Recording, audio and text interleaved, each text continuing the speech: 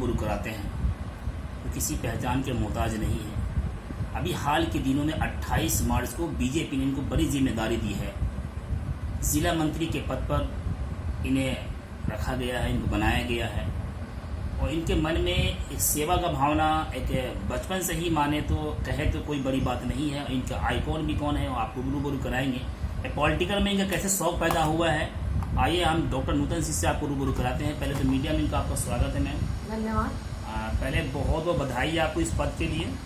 धन्यवाद। मैं धन्यवाद करना चाहूँगी आपको।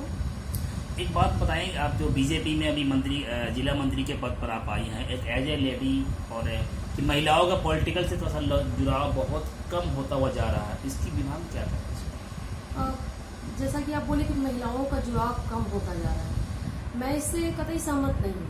पॉलिटिक्स का मेल या फीमेल से, पुरुष या महिला से कुछ लेना देना नहीं है।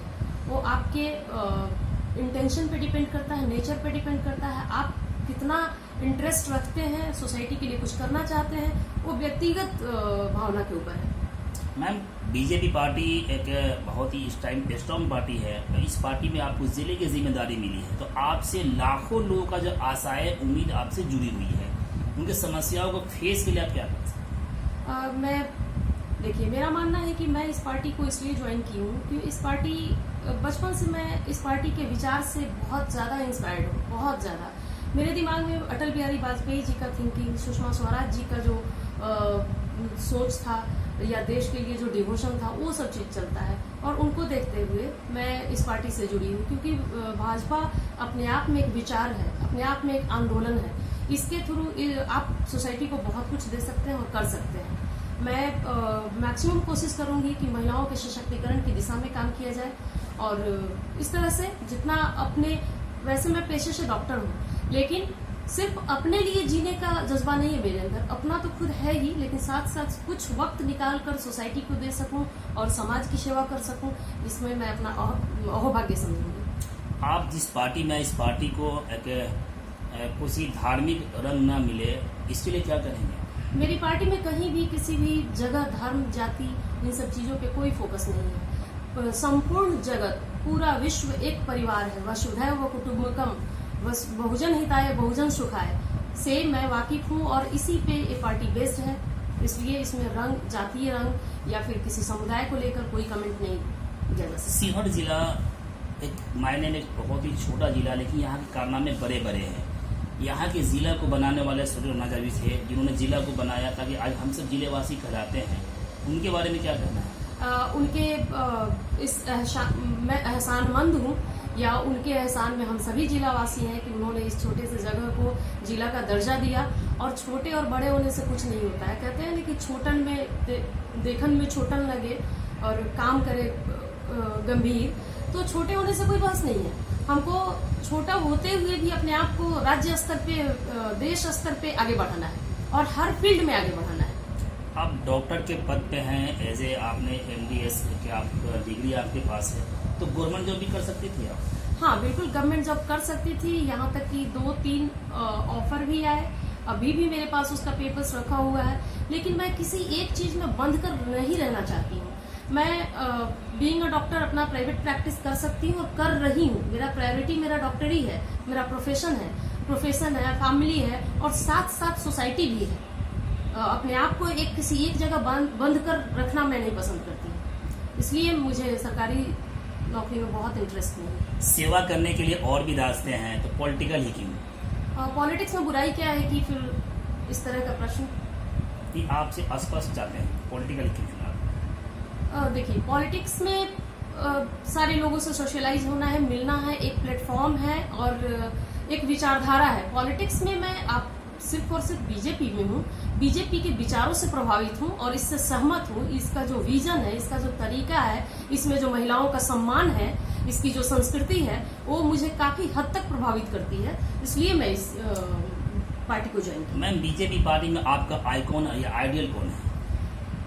दुर्भाग्यवश वो अभी नहीं है, नहीं रही इस दुनिया में। सुषमा स्वराज जी, अटल बिहारी वाजपेयी जी, जो हर पूरे कह लीजिए कि वैश्विक स्तर के आइकॉन थे। उनके विचारों से आप कितना सहमत रहती हैं? इसमें पूछने वाली बात ही नहीं, 100%। सुषमा स्वराज एक वाकई में एक बहुत ही स्ट्रॉन्ग लीडर, जिनके जितना भी तारीफ की जाए उतना ही कम है। देश के लिए उन्होंने बड़े बड़े काम किए, कई बड़े बड़े पद पे उन्होंने रहते भी देश की सेवा किया है। जी। तो अगर आपको मौका मिलता है तो क्या कर सकते हैं? देखिए, मौका मिलना ये तो दूर की बात है, फ्यूचर की बात है।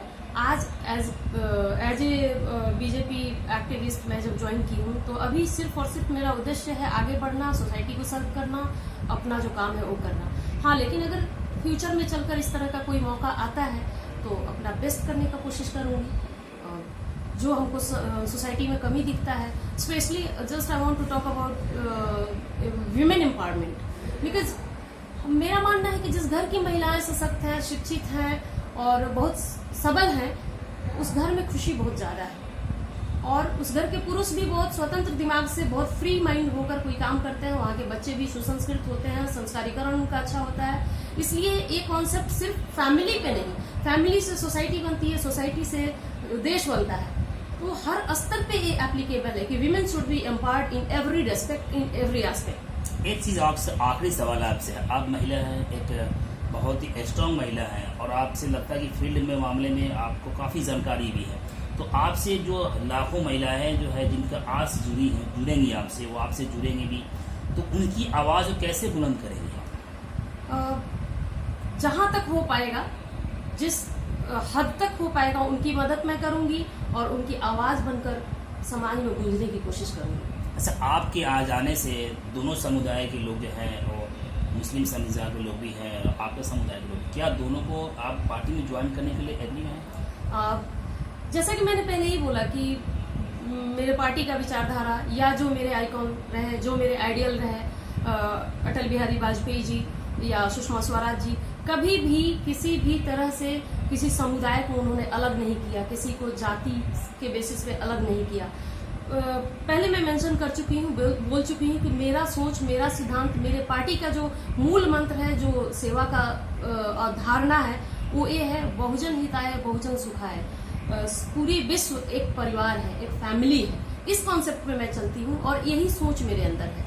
इसलिए इसमें समुदाय की कोई बात नहीं है, कोई जिक्र नहीं है। आप पार्टी की मजबूती के लिए क्या कर सकती हैं? जिस स्तर तक पार्टी की मजबूती हम दिला सके, महिलाओं को सशक्त कर सके, जागरूक कर सके, वो शिक्षा के लिए हो, परिवार ही संभालना अगर जिनको है तो परिवार संभालने के लिए भी उनको अवेयर करना। अब देखिए, खाना बनाने को तो एक जो नहीं पढ़ी लिखी है वो भी बनाती हैं, और एक बहुत शिक्षित महिला है वो भी बनाती हैं। डिफरेंस क्या होता है? उनके अप्रोच में डिफरेंस होता है, शिक्षा का उनके अप्रोच पे डिफरेंस होता है। तो इस तरह से जागरूक करने का हर संभव प्रयास मैं करूंगी।